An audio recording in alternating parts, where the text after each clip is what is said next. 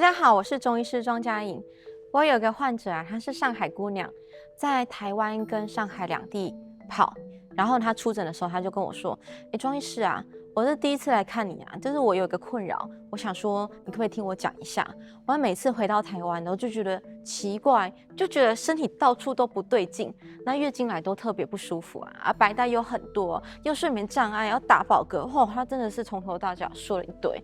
那其实像这样的人很多哦，就是到了一个环境呢，水土不服，身体出现一些跟原来的地方不一样的症状，这些呢，其实可以先从饮食的调养开始做起。那在中医的食疗里面，就要强调因地、因时、因人三个原则。我们今天就来分享食疗中的三因。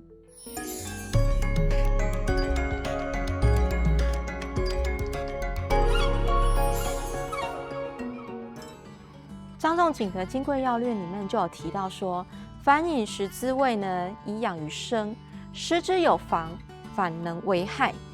养其生就是食疗，食之有妨呢就是害。同样都是五谷，看你怎么用。有时候呢，用起来情况会大不同。像我有一个病人啊，身体有很多的脂肪瘤、子宫肌瘤、甲状腺瘤，都是良性的哦。可是他不想让身体呢一直长肿瘤。他就来找我看诊，然后一诊脉呢，发现说，哇，都是痰湿的脉象哎，那这就是痰饮病啊，就是吃了很多过多的五谷啊、淀粉类啊，这些属于甘味的东西，吃太多了，有时候脾胃运化不了，就会变成痰饮病啊。那一问之下，这个患者果然他是爱吃面食，馒头啊、米粉啊、米苔目啊，饭呢也都吃很多，但是他的身体呢，运化不了那么多的甘味，就变成痰，累积起来呢，才会在身体呢到处长这些实质的肿块，这样流。任何的饮食呢，只要有害，它就是毒物；但是只要对你有好处，它就是食疗。所以同一种东西呢，可能对 A 有害，对 B 呢就有益。所以食疗呢，并不是盲目的吃同一种东西，每个人都在吃同样的东西。比方说，有些人介绍说，薏仁很好啊，哇，就大家一窝蜂买来吃。那有一阵子呢，就流行巴西蘑菇，那有一阵子流行天线果，就大家说啊，这是什么好东西呀，就买来啊，一箱就这样子，每天一直吃。可是有时候可能吃到呢，对你身体不见得有帮助的食物，甚至有害。那什么是食疗呢？应该在中医理论的指导之下，让这些中药食物的性味可以对应到你身体五脏六腑里面所需要的气血状态，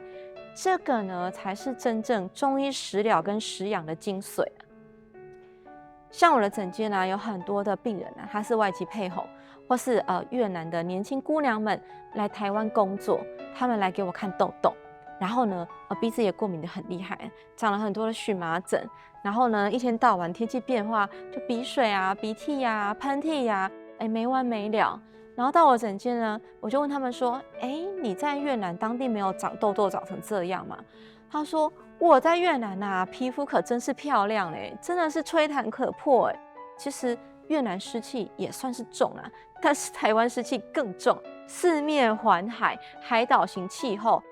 而且台湾饮食又偏甜，那他们都在吃这边的东西嘛，吃了很多高淀粉啊、高糖啊这些饮食，就长了很多痰湿型的痘痘。那什么是痰湿型的痘痘？就是他们痘痘都超大颗，里面都化脓。我说不用紧张，我先帮你开点药物，化痰软坚散结。我就用了散肿溃坚汤、化痰的浙贝母啊，还有夏枯草，又可以清热解毒这些药物。那台湾湿气很重啊，饮食又偏甜。那今天如果你是痰湿体质的人，如果你再多一点辛香料的东西呢，这些辛香的东西就会走表走皮肤，就化热，就会变成呢痰湿化热在表在肺经，就变成化脓的痘痘。那患者就说：“我在越南也是吃这些啊。”我说你在越南吃不会有事啊，可是你台湾吃配合这些痰湿的饮食啊，偏甜啊、高淀粉类的食物，你这样吃起来你就会长一堆痘痘啊。那如果你有看到一些利湿的东西，比如说薏仁浆，或是师兄姐有时候会煮四神汤啊，你就多喝一点。我一刚开始呢，就是先用黄芪、黄柏帮他治疗痘痘，后来呢，痘痘已经消了很多，我就开4君子汤，再加一点淡竹叶，再搭配森林白术散这些健脾利湿的，然后跟他说呢，那你就不要再吃辛香料了。后来呢，他也没有再过来找我，因为他痘痘就没有了。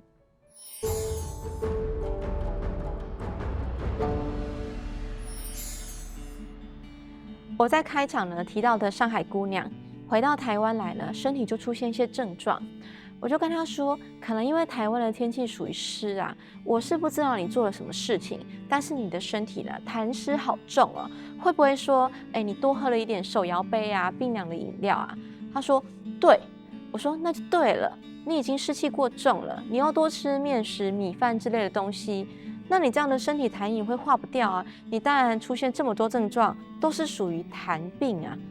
我就跟他说，你在台湾的时候先不要吃面食，然后呢，我会帮你开点化痰的药，我就帮他开点止迷茯苓丸啊、行气理气的药啊，然后帮他开点茯苓啊、紫苏叶啊，帮他芳香健脾理气。后来呢，他在台湾其实症状也都没有了，月经来很顺。那因地的话呢，我觉得还是要讲一下我们台湾，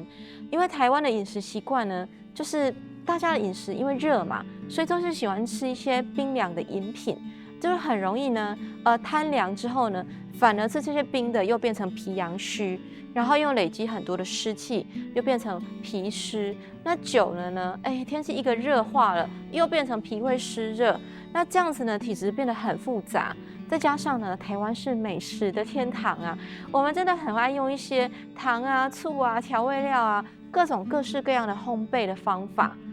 很多人呢，就是因为这样子吃成很多的脂肪肝啊，或是代谢症候群啊，这些习惯呢，在书物里面就有说了，就是呢，胃过于酸，脾气会绝；胃过于干呢，心气会传满，肾气不平衡。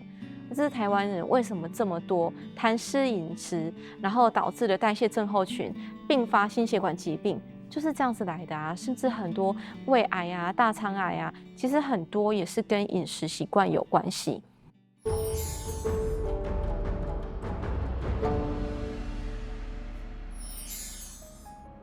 综合我们刚刚所讲的，除了因地因人做调整，我们呢中医最讲究的就是因时。依照4季的节气做养生，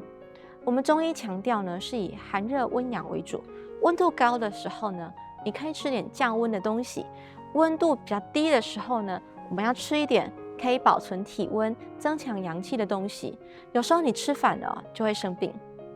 之前啊，有一个女生，她过来找我，她说她夏天容易水肿，那月经来的时候，哇，下半身很肿，有时候觉得裤子呢都穿不下，拉不上来。那这个呢，就是属于很典型的痰湿体质啊，我就开一点利水啊、清热的连翘栀子、夏枯草浙贝，那请他呢少吃淀粉类，1天吃1碗饭就好，甚至呢有时候2天再吃1碗饭就好了，晚餐绝对不要碰淀粉。那吃药之后呢，他就瘦了好一阵子，可是他到冬天呢又过来找我，他又胖回来了。他又过来找我说，我手好冰哦。他说我没有吃很多主食啊，我就照你说的，我淀粉都不碰。我要减肥，我都吃生菜而已。我说你就是吃生菜才胖的啊！你冬天正是身体需要能量的时候，你不给它足够的能量，你身体容易发炎，你就会越来越肿嘛。我就请他吃半碗的糙米饭、五谷饭，这些呢比较不会升糖指数过高的东西，再搭配一些健康的油脂。像是呢夏威夷果，每天吃个1颗2颗就好了。然后呢晚餐要吃热食，要能够喝到热热的汤，你可以放点姜汤更好。那姜呢又可以消水肿，又可以温阳。那我又放了增强身体代谢的四逆汤啊，消水肿的大腹皮，还有利水的桑白皮、黄芪，然后呢帮他补养气血的当归等等的。一段时间呢，他身体代谢回来了。来配合运动，每天很认真的做有氧运动，人就瘦下来了。所以